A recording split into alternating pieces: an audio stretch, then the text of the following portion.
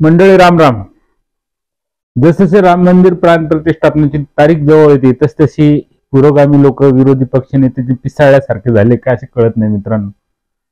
कारण ह्या लोकांना सहन होत नाही आणि थांबू शकत नाही. हे जे काही दुखणं आहे ना त्यांच्या वक्तव्यातून आपल्याला वेळोवेळी दिसत आहेत.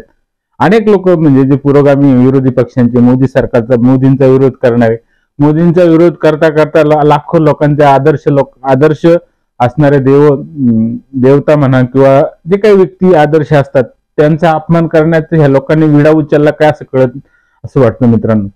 आपल्याला माहित असेल मी कशाबद्दल बोलतो. आपले जितेंद्र आव्हाड, महाराष्ट्राचे मुंब्र्यातले आमदार, राष्ट्रवादी काँग्रेसचे शरद पवार गटातले, त्यांनी एक मोठं वक्तव्य केलं आणि त्यांनी फक्त खेद व्यक्त केला बरं का त्याच्याकडे, म्हणजे माफी नाही मागितली. लोकांना बऱ्याचशा लोकांच्या हृदयाला ठेच पोचली म्हणून मी खेद व्यक्त करतो काही जणांना त्याचं की मित्रांनो ह्या लोकांना खरं म्हणजे लोकांची चूक नाही.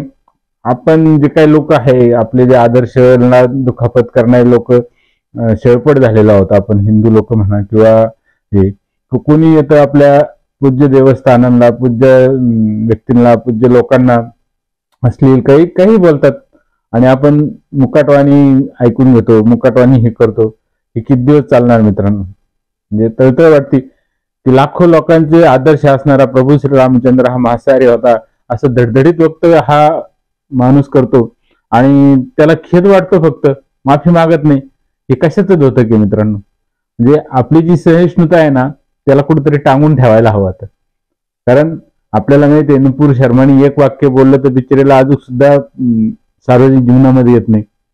त्यांची हिंमत आहे का? अशा अनेक गोष्टी असं इतर धर्मामध्ये ज्या त्या काळाच्या ओघामध्ये बदलायला हव्या पण बदलल्या नाही, त्या काळात ते योग्य असेल तसंच हिंदू धर्मामध्ये पण आहे. असं हजारो वर्षापूर्वीचे ग्रंथ, हजारो वर्षापूर्वीचे लेख त्या काळातले लिहिलेले असेल, ते त्या काळात ते योग्य असतील. आज त्याचा ठीक आहे, आज त्याचा मत्यार्थ वेगळा असेल, हे असेल, परंतु तेच एखादं वाक्य घ्यायचं आणि आपल्या धर्माला, हिंदू धर्माला हा कसा सनातनी, हा कसा वाईट आहे, हा कसा मांसाहारी किंवा कसा काय. अरे तुमचा संबंध काय रामाचा? बरोबर आहे. तुम्ही हिंदू धर्माला मानत नाही, देवदेवतांना मानत नाही किंवा कशाला मानत नाही, तर ज्या लोक मानतात त्याच्यावर तुमचा बोलण्याचा अधिकार काय? तुम्हाला जो काही समजा इस्लाम धर्म तुम्हाला मान्य असेल तुम्ही त्याच्यावर बोला, तो मान्य नसेल तुम्ही बोलता कशाला? लाखो लोकांना ते आवडतं, त्यांची जीवन प्रणाली आवडती, हिंदू धर्माची प्रणाली आवडती, रामाबद्दल असंख्य लोकांचं प्रेम आहे. ते कसे असो त्यांचे आदर्श आहात ना, त्या आदर्शावर आपल्याला बोलण्याचा अधिकार काय? तुमचा जो कोणी आदर्श असेल, म्हणजे समजा आव्हाड साहेबांचा आदर्श पवार साहेब आहे, त्यांच्या विरुद्ध कोणी बोललं तर त्यांना राग येतो, लोक लगेच मारायला येतील, हे की नाही? कायदे काढून लगेच केसेस होतील, नदी टाकल्या जातील. त्याचं होतं का नव्हतं होऊन जाईल. बरोबर आहे की नाही? साधा व्यक्तीचा आदर्श व्यक्तीला बोललं तरी असं होतं. तर म्हणजे लाखो लोकांचे आदर्श स्थान असलेलं प्रभू रामचंद्राबद्दल तुम्ही असे वाईट विचार मांडतात. तुम्ही पाहायला गेले दगडींनी मांस खाल्लं का? काय खाल्लं? आणि वनामध्ये फक्त काय मांसच मिळतं का? फलाहार मिळत नाही का? कंदमुळ मिळत नाही का? त्यावेळेची जर परिस्थिती पाहिली तर विपुल संसाधनं असते जंगलामध्ये. बरोबर आहे का नाही? आणि मांस त्यावेळेस शिजवणार कशावर? त्या काळची जर सगळी परिस्थिती आता आपण इमॅजिन केली तरी सगळ्या कठीण गोष्टी आहे ना. त्या काळच्या गोष्टी त्या काळामध्ये योग्य असतील ना. आज त्याचं काढून काय आहे? पण आज ज्या प्रभू रामचंद्राच्या वचनाने म्हणा किंवा आदर्शाने म्हणा अख्खा समाज उभा राहिलेला आहे, त्या आदर्शाला तुम्ही जर नावं ठेवत असेल तर तुम्हाला कसे मानतील लोक? तुम्हाला कसे निवडून देतील? तुमची परिस्थिती काय झालेली सध्या त्याचा तरी विचार करा. तुमचा पक्ष दुभंगलेला आहे. ते आपल्या पक्षाची वाताहत कशामुळे झाली हे पाहायचं सोडून तुमच्या लोकांपुढे राम असा होता, राम मांसाहारी होता, राम बहु जणांचा होता का किती जणांचा होता, काय जणांचा होता. म्हणजे यांना काय म्हणायचं? फक्त ब्राह्मणांनी रामाला कैद केलं काय? मित्रांनो ह्या लोकांना कुठेतरी आवरायला हवं आणि सामान्य जनता त्यांना आवरू शकते. याला गुंडगिरी तर आपण करू शकत नाही किंवा हाणामार करू शकत नाही. तर यांना एकच उत्तर आहे मित्रांनो, आपलं मतदान जेव्हा होईल ना यांना यांची जागा दाखवून द्यायला हवी. सार्वजनिक जीवनातून त्यांना नेस्तनाबूत करायला हवं. सार्वजनिक जीवनामध्ये त्यांना उभं राहता नाही आलं पाहिजे, तोंड दाखवता नाही आलं पाहिजे, अशी त्यांची परिस्थिती व्हायला पाहिजे. आपल्या सर्वसामान्य जनतेच्या हातामध्ये फक्त मतदानाचा अधिकार आहे मित्रांनो. आपण जर खरंच हिंदू धर्माबद्दल प्रेम असेल, रामाबद्दल प्रेम असेल ना, ह्या सर्व लोकांना तुम्ही मतदानातून, आपण सर्वांनी मतदानातून त्यांना त्यांची जागा दाखवायला हवी. अहो 500 वर्षापासून प्रभू रामचंद्र परतंत्रात होता, हे होतं. लाखो लोकांचे जीवन आज आनंदित आहे की प्रभू रामचंद्र येत आहेत. पण हे प्रभू रामचंद्र येत आहेत ते लाखो लोकांचे आदर्श असणारे व्यक्तीचे जे गुणगान सध्या चालू आहे, त्याविरुद्ध ह्या लोकांच्या पोटात दुखायचं काय कारण आहे? तुम्ही तर काही करू शकले नाही ना. तुम्ही पण सत्तेत होते इतके दिवस, तुमचे नेते पण सत्तेत होते, तुम्ही काय केलं?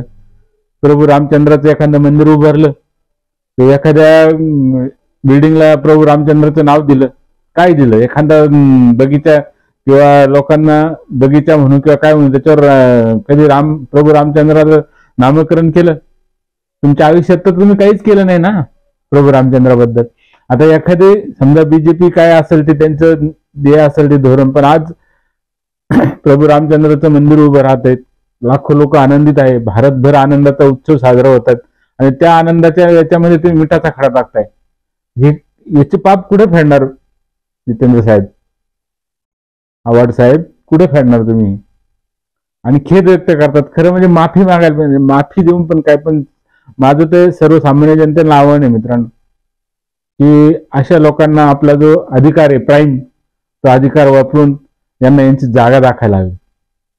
परत लाखो लोकांचे जे आदर्श आहे ना, मग कोणी असो, देवदेवता असो, आदर्श पुरुष असो, यांच्यावर बोलताना यांनी तारतम्यच बाळगायला पाहिजे. कोणत्या पक्षातील असो, बीजेपी असो, कोणत्या असो, जे आदर्श आहे लाखो लोकांचे, त्यावर बोलताना आपण सार्वजनिक जीवनातील लोकांनी तोंड सांभाळलं पाहिजे. लाखो लोकांची भावना दुखावणार नाही याचा विचार केला पाहिजे. परंतु एका समाजाची मतं मिळवण्यासाठी तुम्ही लाखो लोकांच्या आदर्शाला तुम्ही नावं ठेवतात.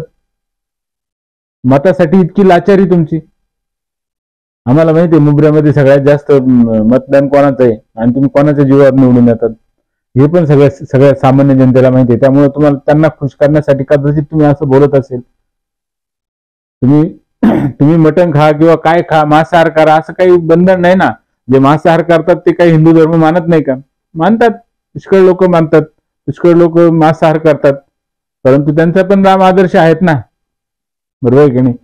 परंतु हे जे काही सध्याच्या वातावरण काय आहे, प्रभू रामचंद्राचे गुणगान सगळीकडे चालू आहे, गावोगावी रथयात्रा निघतायत, प्रचंड मोठ्या शोभायात्रा निघतात, लाखो लोकांची इच्छा आहे अयोध्येला जाण्यासाठी.